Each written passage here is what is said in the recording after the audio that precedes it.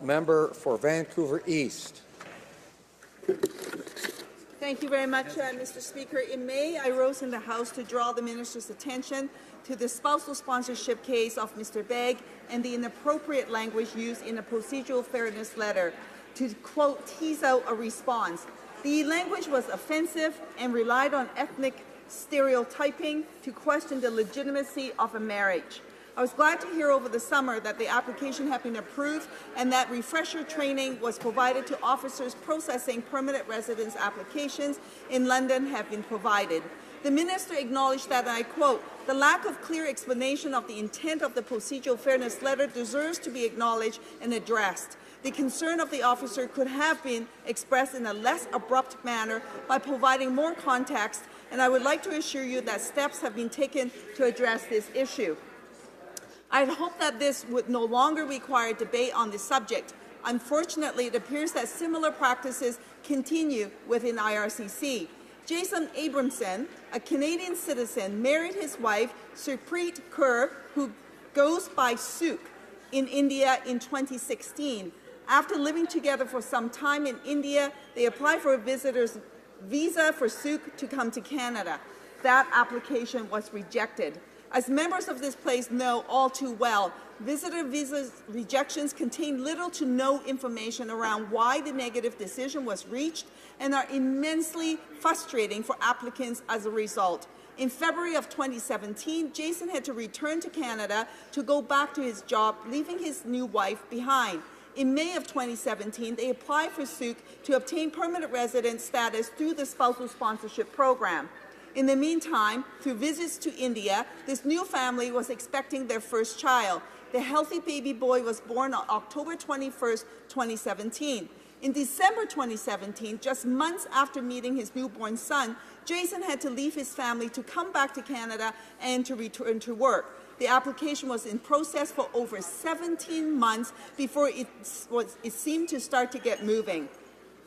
The couple responded to all IRCC requests as quickly as they could, including interviews that were required because IRCC officials believed the wedding pictures were, quote, staged. A request for special marriage certificate with a 30-day deadline to respond was made, all because Jason was not Sikh. That is despite having already submitted the marriage certificate signed by the Minister of External Affairs. It was suggested to Jason by RCC staff that this was because he was a, quote, white boy. The delays caused medicals to expire and great travel and costs had to be redone.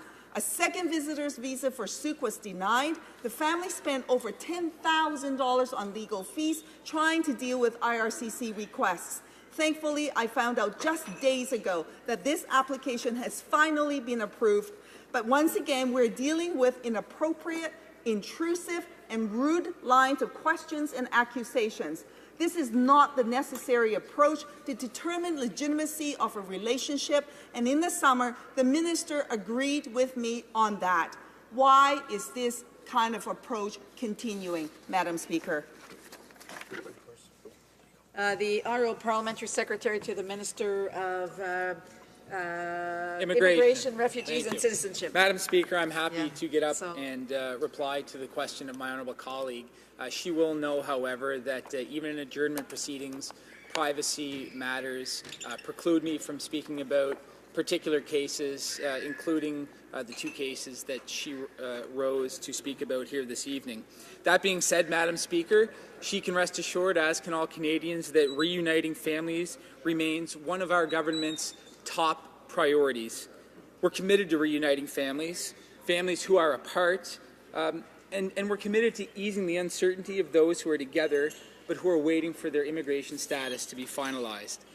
Madame la Présidente, lorsque les familles sont en mesure de se réunir et de rester ensemble, leur intégration dans notre pays, leurs résultats économiques et leur capacité à contribuer à leur collectivité et à la société canadienne tout entière sont grandement améliorées.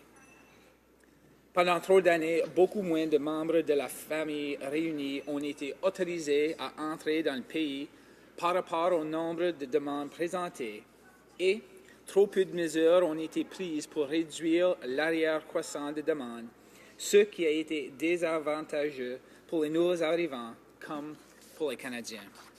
Madam Speaker, because of that, in December of 2016, our government announced improvements to Canada's spousal sponsorship application process in order to make it more efficient and easier for families to navigate. These changes included a new and improved spousal sponsorship application package to make it simpler and easier for sponsors and applicants to understand and to use. As part of our commitment to enhancing client service, we have responded to feedback from applicants, and we've made additional improvements to the application package just last year. Depuis le début, Madame la Présidente, l'objectif est d'améliorer le processus de parrainage d'époux et de conjoints de fait afin que les Canadiens et les résidents permanents puissent être réunis plus rapidement et plus facilement avec leurs époux et conjoints de fait. Madam Speaker, our government has done just that, and it has yielded results. Over the past 2 years, we have made the spousal sponsorship process faster and easier. We met the commitment to reduce the backlog left to us by the Harper Conservatives of spousal sponsorship cases by 80% and shortened the process times from 26 months to less than a year. Cela signifie que les familles, les époux et les conjoints de fait qui ont été séparés peuvent maintenant être réunis plus rapidement au Canada grâce à ces changements. De plus, notre gouvernement continue d'aider les demandeurs en apportant d'autres modifications au guide de demande et aux listes de vérification. Ces modifications, Madame la Présidente, permettent de traiter les demandes encore plus rapidement et d'éviter les retards inutiles. Madam Speaker, Canadians with a partner or a spouse who is abroad should not have to wait for years to have them immigrate. Nor should those in the country be left uncertain of whether they will be allowed to stay.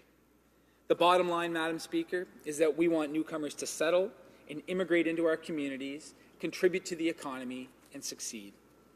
L'accélération du processus de réunification des familles les aide à y parvenir, et nous y gagnons tous comme Canadiens.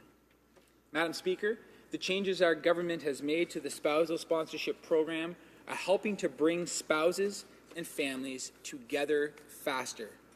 And through these actions, I believe we will continue to make Canada stronger, both today and for our future, because, Madam Speaker, it is our genuine belief as a government that the economic success of our country is dependent on our ability to accept skilled workers and their families, and that the cultural vibrancy of our country is only strengthened by newcomers who come and contribute to our communities. Merci beaucoup. Honourable Member for Vancouver East. Thank you very much, Madam Speaker. The Parliamentary Secretary completely misses my point. I raised those two examples by way of an example to show the government what is going wrong with the system today. The issue here is how they're being dealt with and the inappropriateness of the language. The fact of the matter is that despite promises from the government to cease these practices and retrain processing officers, these inappropriate practices continue. What steps, my question is, what steps will this government take to ensure that they stop once and for all, not just for these two cases, but for all applicants? We can all understand the importance of ensuring that marriages are legitimate and not of convenience or coercion. I believe that we should also be able to agree that this can be determined in a respectful manner. That's what Canadians expect, Madam Speaker. Parliamentary Secretary to the Minister of Immigration, Refugee and Citizenship. Oh, Madam Speaker, I did not misunderstand a thing. I started by stating that I would not be commenting on particular cases in front of the House, a principle I know my colleague understands and respects as well. She indicated in her initial speech that the minister had addressed some of the concerns that she previously has. And as a matter of improving client service delivery in our department, the minister and our entire government are working feverishly to ensure that we are able to reunite families faster, that families are able to settle and contribute in communities across the country. And we are doing that because we believe that immigration and family reunification through immigration is a key driver of economic success in our country, and that the cultural vibrancy of our country is only enriched by newcomers and their family members who come and settle in Canada. L'honorable